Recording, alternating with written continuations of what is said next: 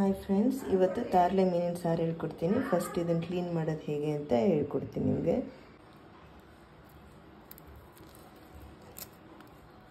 So ನಿಮ್ಗೆ clean ಮಾಡೋಕ್ಕೆ time ಇಲ್ಲ ಅಂದರೆ ಅಲ್ಲೇ ಮಾಡ್ಕೊಳ್ತಾರೆ, ನೀವು ಮಾಡ್ಕೊಳ್ಳಬಹುದು.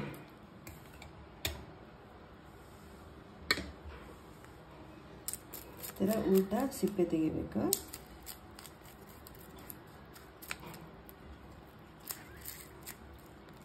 ಆಗ ವಾಸನೆ ಎಲ್ಲ ಬರೋದಿಲ್ಲ. ಇದೆಲ್ಲ ಕ್ಲೀನಾಗಿ ಇದೆಲ್ಲ ಮೇಲ್ಗಡೆ ಇದನ್ನೆಲ್ಲ ಕ್ಲೀನಾಗಿ ತೆಕ್ಕೊಳ್ಳಿ.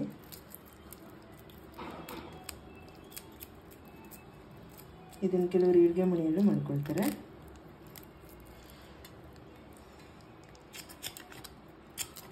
ಸೊ ಈ ಥರ ತೆಗೆದ್ರೆ ಈ ನೀಸ್ ವಾಸನೆ ಅಂತಾರಲ್ಲ ಅದೆಲ್ಲ ಹೋಗ್ಬೋದು. ಸೊ ಅದ್ರ ನೆಕ್ಸ್ಟ್ ಇಲ್ಲೇನು ಗಲೀಜಿರುತ್ತೆ ಅದನ್ನು ತೆಗಿಬೇಕು.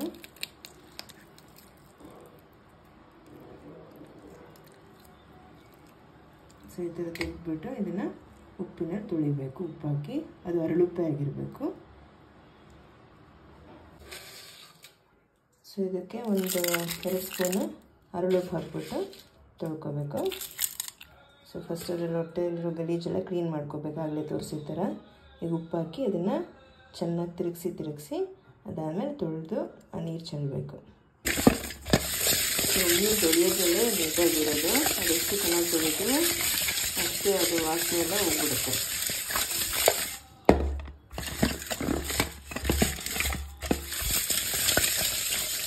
ನೀವೇ ನೋಡಿ ಈಗ ಮೀನಷ್ಟು ನೀಟಾಗಿದೆ ಅಂತ. ಇದು ನೀರಾಗಿ ತೊಳೆಯೋದಲ್ಲ, ನಾವಾಗಲೇ ತೋರಿಸಿದ್ನಲ್ಲ, ಉಪ್ಪು ಹಾಕ್ಬಿಟ್ಟು ತಿರುಗಿಸಿ ಅದನ್ನು ಚೆಲ್ಲಿ ಅದಾದಮೇಲೆ ಒಂದ್ಸಲ ನೀರು ಹಾಕಿ ಅದನ್ನು ಚೆಲ್ಲಬೇಕು. ಸೊ ಈ ಥರ ಕ್ಲೀನಾಗಿದೆ. ಈಗ ನೆಕ್ಸ್ಟು ಇದಕ್ಕೆ ಏನೇನು ತಯಾರಿ ಮಾಡಬೇಕು ಅಂತ ಹೇಳ್ತೀನಿ. ಮುಕ್ಕಾಲು ಭಾಗ ತೆಂಗಿನಕಾಯಿ ತೊಗೊಂಡಿದ್ದೀನಿ ತುರಿನ. ಅದಾದಮೇಲೆ ಒಂದು ಅರ್ಧ ಈರುಳ್ಳಿ, ನೆಕ್ಸ್ಟು ಸ್ವಲ್ಪ ಹುಣಸೆಹಣ್ಣು, ಒಂದು ನಿಂಬೆಹಣ್ಣು ಗಾತ್ರಕ್ಕಿಂತ ಜಾಸ್ತಿ, ಶುಂಠಿ ಬೆಳ್ಳುಳ್ಳಿ ಸ್ವಲ್ಪ, ಆಮೇಲೆ ಕೊತ್ತಂಬರಿ ಸೊಪ್ಪು ಸ್ವಲ್ಪ, ಉಪ್ಪು ರುಚಿಗೆ ತಕ್ಕಷ್ಟು, ಧನಿಯಾ ಪೌಡ್ರ್ ಒಂದು 2 ಸ್ಪೂನು, ಅದಾದಮೇಲೆ ಖಾರ ಒಂದು 3 ಸ್ಪೂನ್ ತೊಗೊಂಡಿದ್ದೀನಿ. 2-2.5 ಸ್ಪೂನು ತೊಗೋಬೋದು ಖಾರ ಕಡಿಮೆ ಇರೋರು. ಚೂರು ಗರಂ ಮಸಾಲ ಒಂದು 1/4 ಸ್ಪೂನಷ್ಟು ಗರಂ ಮಸಾಲ. ಇದಿಷ್ಟು ಹಾಕಿ ಹೇಗೆ ಮಾಡೋದು ಅಂತ ಈಗ ಹೇಳ್ಕೊಡ್ತೀನಿ ಸಾರನ್ನು. ಸೊ ಮಿಕ್ಸಿ ಜಾರಿಗೆ ನಾವೀಗ ತೆಂಗಿನ ತುರಿ ಹಾಕೋಣ. ಇದಕ್ಕೆ ಶುಂಠಿ ಬೆಳ್ಳುಳ್ಳಿ ಹಾಕ್ಕೋಬೇಕು. ನೆಕ್ಸ್ಟು ಕೊತ್ತಂಬರಿ, ಅದಾದಮೇಲೆ ಹೆಚ್ಚಿರುವಂಥ ಈರುಳ್ಳಿ, ಇಷ್ಟನ್ನು ಹಾಕಿ ಈಗ ರುಬ್ಕೋಬೇಕು. ಹಣ್ಣನ್ನು ನೆನೆಸಿಡಬೇಕು ನೀರಲ್ಲಿ.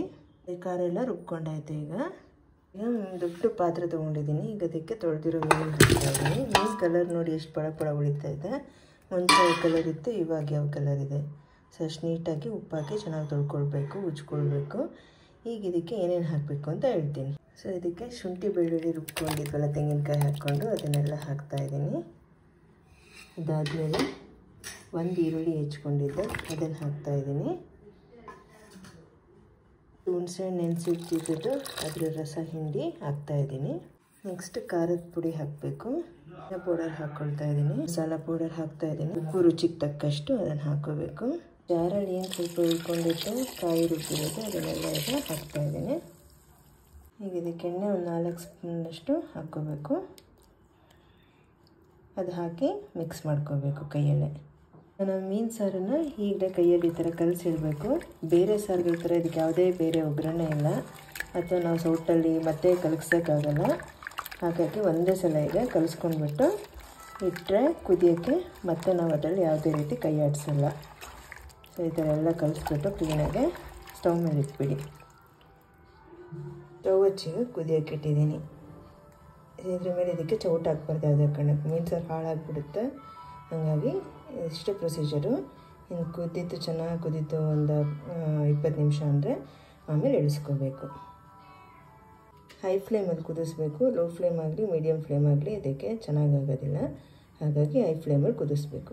ಸೊ ನೋಡಿ ಕುದಿಯೋಕ್ಕೆ ಸ್ಟಾರ್ಟ್ ಆಗಿದೆ. ಇವಾಗ ಕುದೀತಾ ಒಳ್ಳೆ ಘಮ ಅಂತ ವಾಸನೆ ಬರ್ತಿದೆ. ತೊಳೆಯೋಕ್ಕಿಂತ ಮುಂಚೆ ಬೇರೆ ವಾಸನೆ ಇತ್ತು, ಇವಾಗಲೇ ಬೇರೆ ವಾಸನೆ ಇದೆ. ಸೊ ನಾನು ಎಷ್ಟೋ ಫ್ರೆಂಡ್ಸ್ ಮುಂಚೆ ಮೀನು ಸಾರೇ ತಿಂತಿರಲಿಲ್ಲ. ನಮ್ಮನೆ ಮೀನು ಸಾರು ಟೇಸ್ಟ್ ಮಾಡಿದ್ಮೇಲೆ ಅವ್ರು ಯಾವಾಗಲೂ ಕೇಳೋದೆ ಮೀನು ಸಾರು ಮಾಡಿಕೊಡು ಅಂತ. ನೀವು ನಾನು ಮಾಡಿರೋ ಮೆಥಡಲ್ಲೇ ಮಾಡಿ, ನಿಮಗೂ ತುಂಬ ಇಷ್ಟ ಆಗುತ್ತೆ. ಇವಾಗ ಆಫ್ ಮಾಡೋ ಸಮಯ ಬಂತು. ಮನೆಯಲ್ಲಾಗಲೇ ಕಾಯ್ತಾ ಇದ್ದಾರೆ.